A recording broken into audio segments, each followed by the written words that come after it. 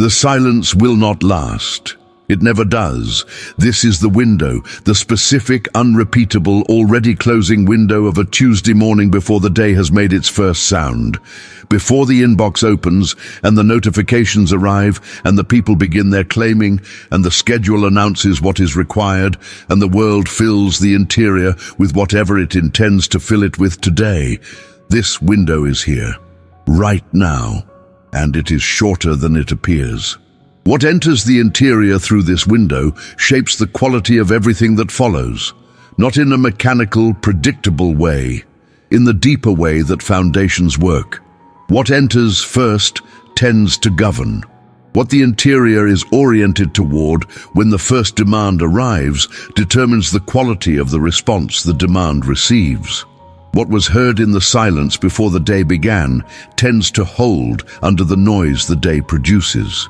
God speaks into silence, not into noise, not in competition with what the day is already saying, into the space before the day has said anything, into this window, right now. This is Tuesday, April 28th, the second day of the week. Monday has already produced its evidence about what kind of week this is going to be. The first conversations have set their tones. The first demands have revealed their weight. The first unexpected things have announced themselves. And Tuesday arrives with all of that as context and with its own full day of requiring ahead. Before any more of it comes, before Tuesday has had its turn, you came here. To hear before the hearing gets difficult, to receive before the day makes receiving nearly impossible. His word declares in the book of 1 Kings, chapter 19, verse 12, that after the wind, and after the earthquake, and after the fire, there was a still small voice. After everything loud, the still small voice. That voice is not available inside the noise. It speaks into what is quiet, and the person who comes to the morning silence before the day has replaced it with its noise is the person who hears what the day cannot produce on its own. Before we enter this prayer, write in the comments right now, Lord, speak into my silence before the day begins. I am listening before I am demanded from. Write it as the posture before the claiming. The deliberate choice to listen before the day has established its own voice as the only one worth attending to. Like this video, as an act of choosing the still small voice over the day's loud alternatives. Subscribe to this channel so we can begin every morning together in this specific window before the noise fills what the quiet left open. And share this prayer with someone whose Tuesday is beginning in the noise rather than in the silence it needed first. What you send might be the window they did not know was still open. Now let us be still in the window before it closes. Lord, my God and my Father, I come before you in the silence of this Tuesday morning, and I do something that the rest of the day will not easily accommodate. I listen before I speak. Before I ask, before I bring the list of what I need and what I'm concerned about and what I'm hoping for and what I'm uncertain about, before any of that, I listen. Because the sequence matters. Because what is heard before what is said shapes what is said in ways that what is said before what is heard never can. I am here, in the silence, listening, before the Tuesday has spoken. What do you want to say to me this morning, Lord? Not what I want to hear, what you want to say, the word I need before the word I want, the truth that is truer than the comfortable version I have been carrying, the direction that is more right than the direction I was planning, the peace that is more real than the anxiety I was preparing to manage, what you want to say into the silence, before the day fills the space with what it intends. Your word declares in the book of Isaiah, chapter 50, verse 4, that the sovereign Lord has given me a well-instructed tongue to know the word that sustains the weary. He wakens me morning by morning, wakens my ear to listen like one being instructed. Morning by morning. The listening is a daily practice, not an occasional one. And what is received in the morning listening is specifically the word that sustains the weary, That provides what the demanding day will spend, not the word that impresses, the word that holds the person through the hours that will cost something real. That word is available in this silence. That is why the silence matters. The word that sustains is in it, waiting for the ear that was wakened this morning to actually hear it. Father, I want to pray about what it means to listen before being demanded from. The demanded mind is a reactive mind. It processes what arrives from the outside and produces responses to what the outside presented. The inbox arrives and the response to the inbox is generated. The conversation begins and the contribution to the conversation is formulated. The problem presents itself and the solution to the problem is constructed. All of that is real and necessary and the work of a full day. But it is all response. It is all the inside reacting to what the outside produces. The person who has listened first carries something into all of that reactivity that the person who went straight to the reacting does not have.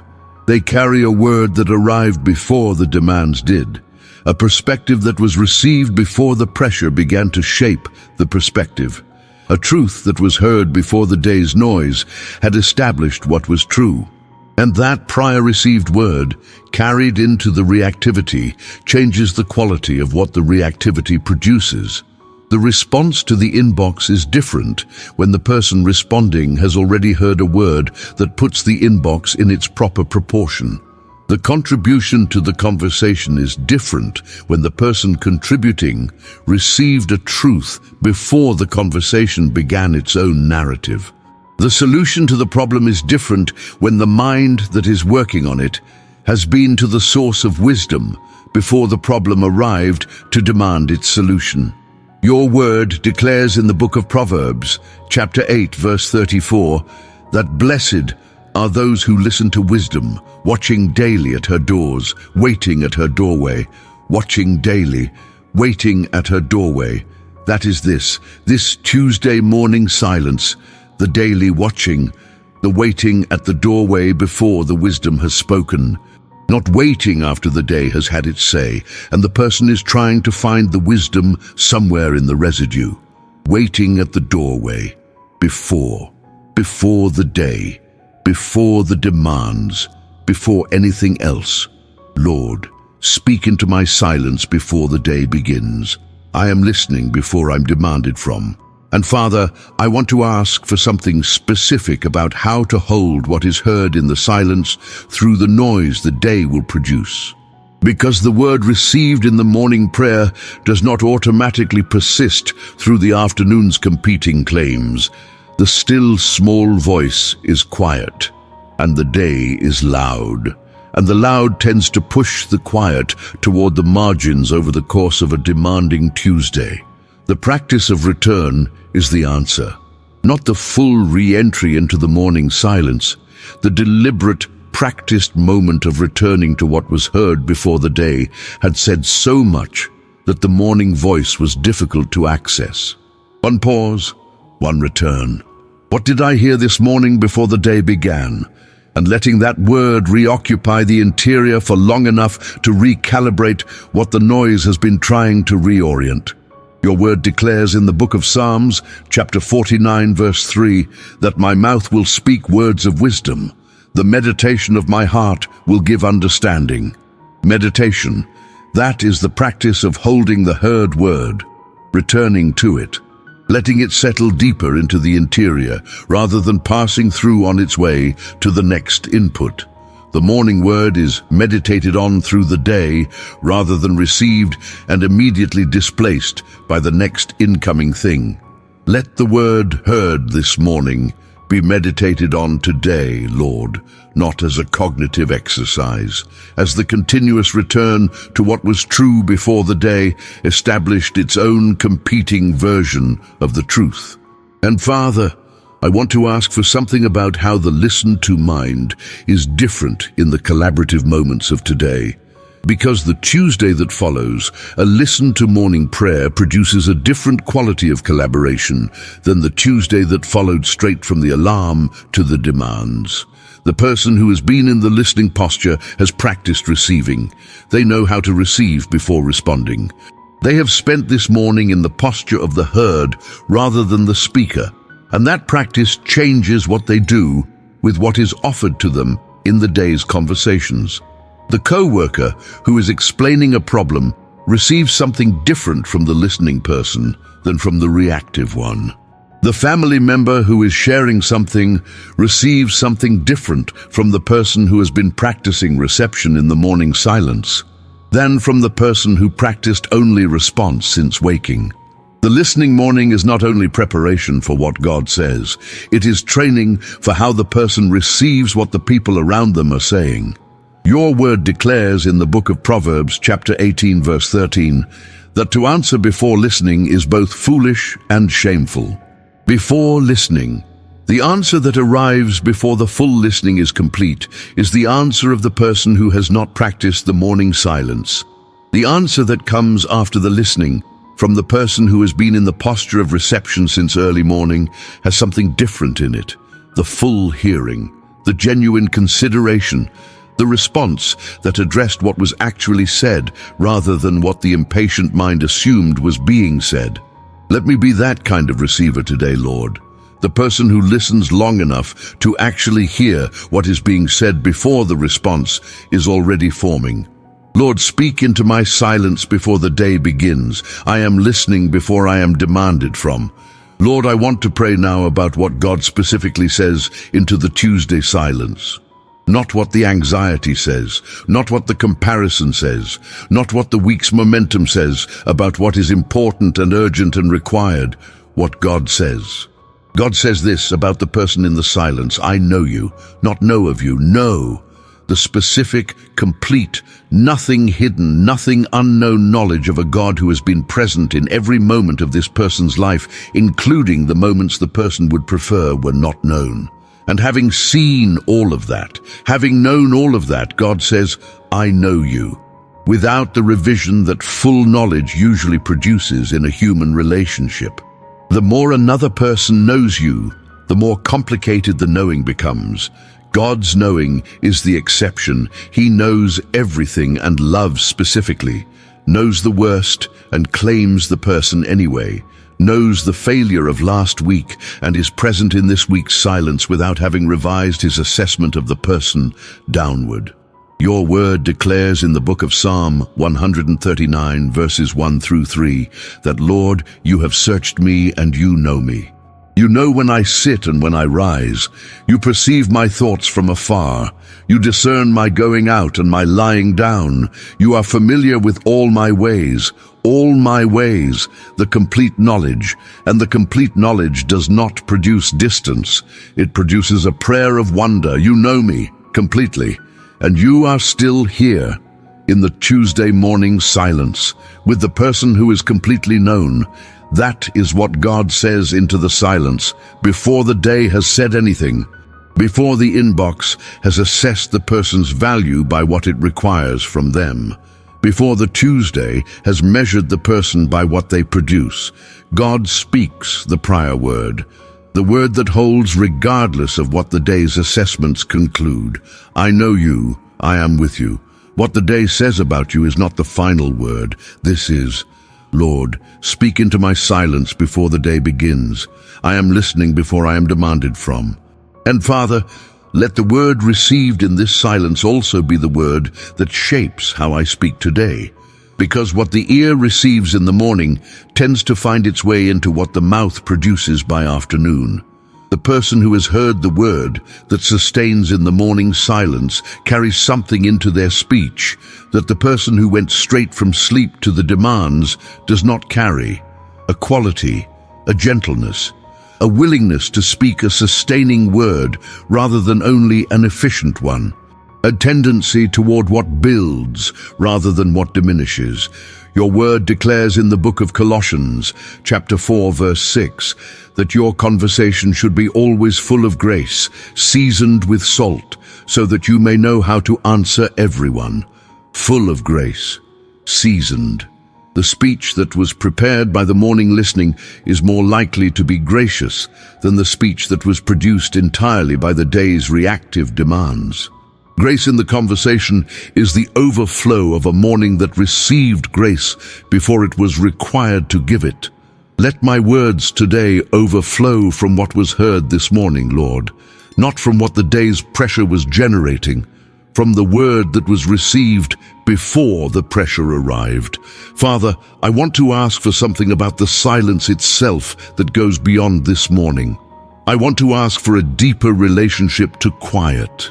Because the person who has learned to receive what God gives in the morning silence is being formed by that receiving into someone who is more comfortable with quiet than the culture they inhabit tends to produce. The culture is relentlessly loud. It fills every available space with sound and stimulation and information. The practice of coming to the morning silence before anything else is a countercultural act. And it is forming a person who is different from the one the culture would have formed without the practice. The person formed by years of morning silences is a different person than they would have been without them. They are more patient. Not more patient in the sense of tolerating more patient in the sense of being genuinely unhurried, more comfortable in moments that others rush to fill, more capable of being present with a person rather than immediately problem-solving the person's situation, more likely to say the right thing because they took a breath before speaking rather than responding with the first available word. Your word declares in the book of Ecclesiastes, chapter 5, verse 2, to not be quick with your mouth, do not be hasty in your heart to utter anything before God. God is in heaven and you are on earth, so let your words be few. Let your words be few.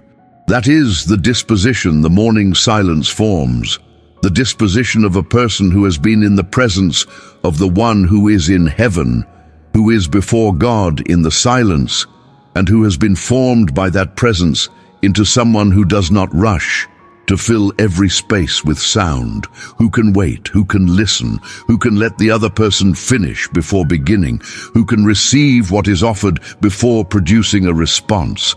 That person is being built in these Tuesday morning silences, slowly, over time, in the accumulated practice of choosing the window over the noise that waits just outside it.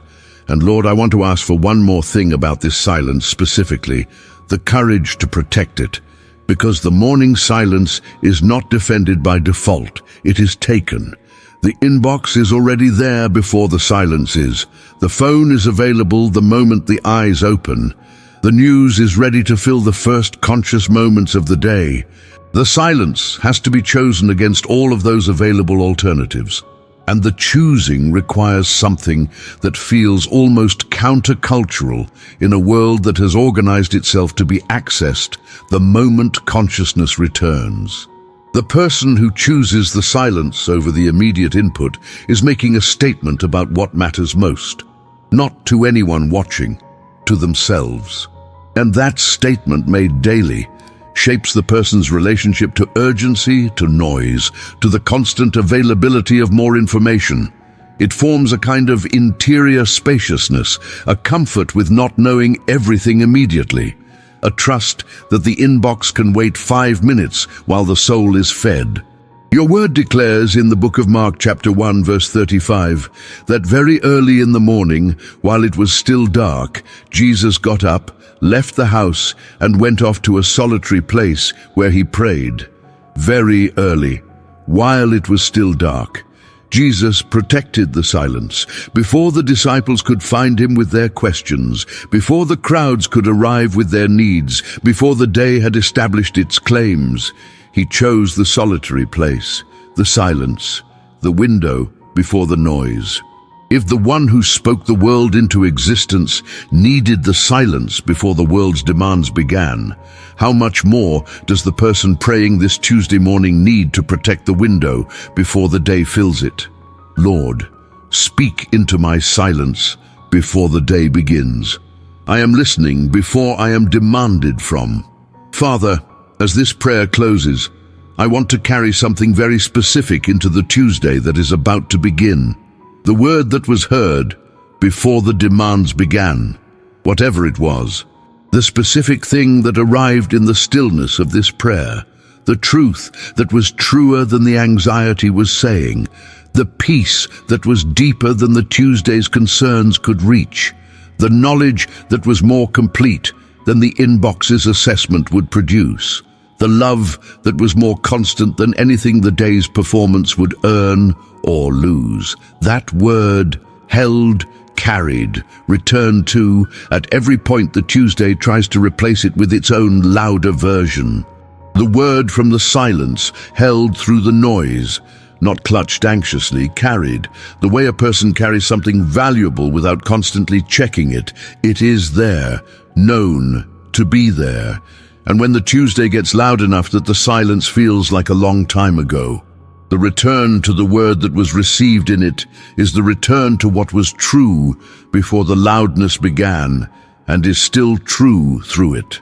Your word declares in the book of Psalms, chapter 119, verse 11, that I have hidden your word in my heart, that I might not sin against you. Hidden in the heart, not on the outside where the day can rearrange it. Inside, where the day cannot reach it. The word heard in the morning silence, hidden in the heart, is there when the afternoon test arrives for what the morning established. Hide the word in me this morning, Lord. The word that was spoken before the day was loud enough to drown it. The truth that was here before the Tuesday arrived to contest it. Let it be in the heart today, not on the surface where the demands can move it. In the heart where the demands cannot. And I want to close with something about what the person formed by the morning silence offers the world. Because the listening person is not only receiving something for themselves, they are becoming something for the people around them. The person who has been to God in the silence before the day is a different presence in the room than the person who went straight from sleep to the noise. Not because they said something impressive, because they carried something real into the room. The word from the silence, the sustained quality of a person who knows how to be still, the unhurried attention that only the person formed by regular stillness can offer. The world is full of reactive people. People who are managing the demands rather than inhabiting the day. People who are present only in the sense that their body is in the room. The person formed by morning silence is rare, and rare things, when they appear in a room, are noticed. Not because the person announced themselves, because something in the quality of their presence is different from the ambient condition of the reactive world around them. Your word declares in the book of Matthew, chapter 5, verse 14, that you are the light of the world. A town built on a hill cannot be hidden. The light that the morning silence produces in the person who consistently practices it is not hidden. It finds its way into the room, into the conversation, into the Tuesday that follows the Tuesday that began in the window before the noise filled it.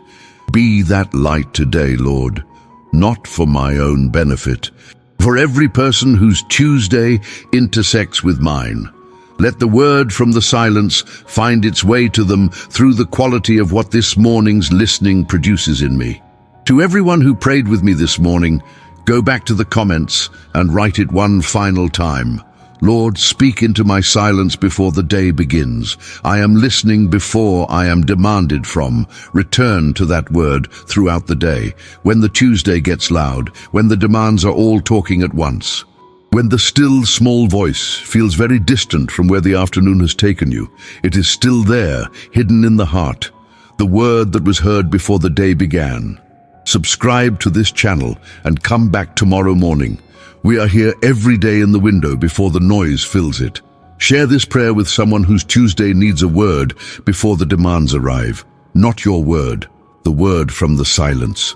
What you send might be the window that was still open before they knew to look for it.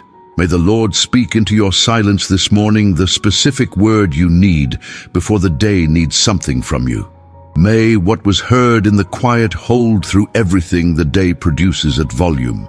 May the stillness of this window brief as it is, be enough to orient the interior for every hour that follows it.